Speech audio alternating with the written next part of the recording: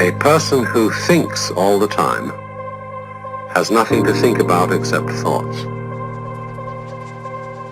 So, he loses touch with reality and lives in a world of illusions. By thoughts, I mean specifically chatter in the skull, perpetual and compulsive repetition of words, of reckoning and calculating. I'm not saying that thinking is bad. Like everything else, is useful in moderation. A good servant, but a bad master. And all so-called civilized peoples have increasingly become crazy and self-destructive because through excessive thinking they have lost touch with reality.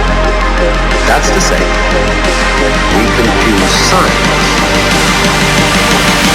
with the real world.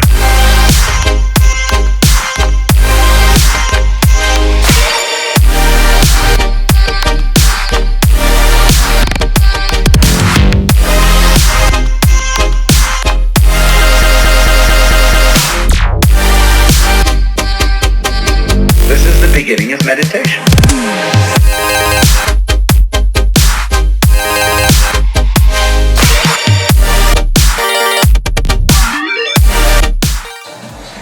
Here's a modified incline press. It's gonna be a lot like a military, almost, but just not quite straight up. You want your hands a bit closer together. The reason we use the Smith machine is just for control. We are trying to flex the top of our chest right about there at the top of the press when we push it through. Most of us would have rather money than tangible wealth, and a great occasion is somehow spoiled for us unless photographed. And to read about it the next day in the newspaper is oddly more fun for us than the original event. This is a disaster. For as a result of confusing the real world of nature with mere science, we are destroying nature. We are so tied up in our minds that we've lost our senses. Time to wake up. What is reality? Obviously, no one can say because it isn't words. It isn't material, that's just an idea.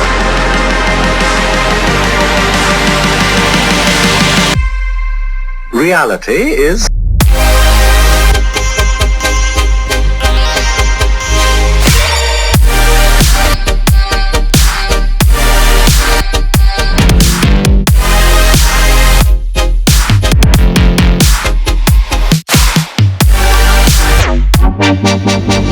The point cannot be explained in words.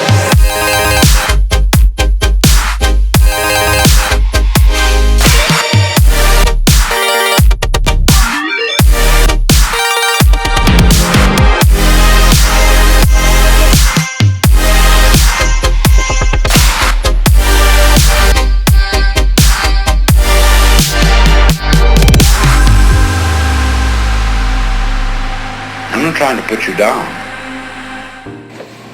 Here we're just doing some moderate cardio.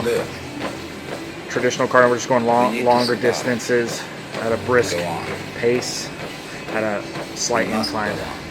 About 3 to 4 on the incline, maybe about 3.5 to 4.5 on the speed.